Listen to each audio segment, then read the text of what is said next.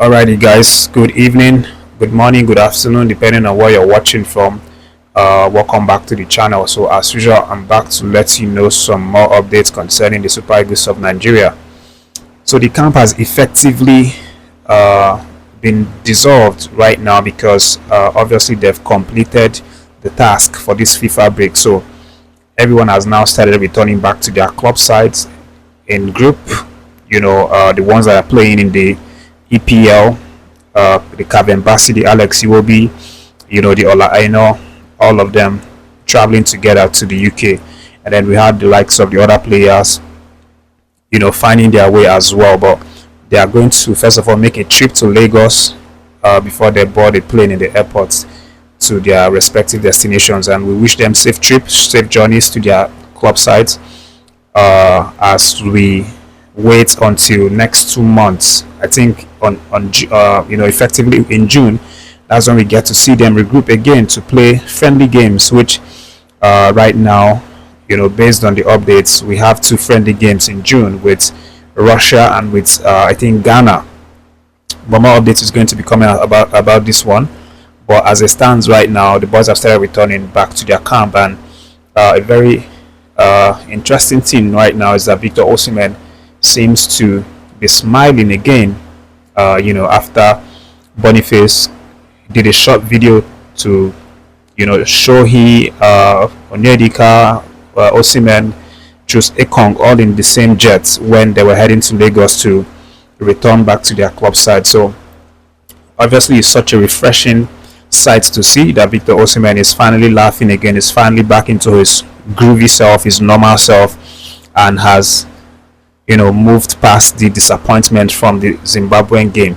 So that's really, really nice. That several hour meetings, between the team and the management obviously helped a lot to calm Osimhen and then, help the boys to think positively again, because obviously we still have a chance. And as part of this video, I'll be letting you guys know of the 4 chances or 4 scenarios that will play out or that must play out for the Super Eagles of Nigeria to qualify. Again, it's almost an impossible mission, right? Even before we drew that game against Zimbabwe, it was always going to be very hard for we to win all 6 games to qualify. Right now, we've drawn 1, so it's now remaining 4 games, and now it's even more dicey. And the only way to qualify is that we have to bring our calculator and start doing the permutation things and the calculation. So we have like 4 ways now, which I'm going to let you guys know in this video. And then also there've been some reactions coming in from the Super Eagles legend regarding that 1-1 draw against Zimbabwe. MIKEL and OKOCHA are 2 legends of the team that have now reacted to that draw against Zimbabwe. I'm going to share word for word what they actually said, but in summary, what they are saying is almost going in the same direction, which is obviously the fact that the draw was unacceptable. That Nigerians had huge expectation on the team to prosecute victory for that game, for the Zimbabwean game. Yes, they were filled with praise for the team's effort to actually win the first game against Rwanda, but Nigeria, according to these 2 legends, needed that victory. And the players, for OKOCHA, he said that, even though the players and the coach did everything that they could, more was still demanded from them, obviously, because if their best was good enough, then obviously they would have won that game, but they fell short. So they have to take responsibility, not just the players, but also, the coach, because the coach also has 1 or 2 areas that he might have made a mistake that cost us. For example, the substitution, deciding to bring in a like-for-like attacker instead of bringing in a defender or a midfielder to kind of lock things up and prevent any goal from being scored in our post. But the players as well, OKOCHA feels that they didn't push themselves as much as they should. They should have pushed themselves even much more than they did, to get the results for the game. But for MIKEL, he is saying basically the same thing, but he goes far back as blaming the previous managers who had handled the national team leading into Coach Eric Shelle's tenure. So Obi is saying that the coach should not be blamed, for this result, that he has tried, getting 4 points out of six points.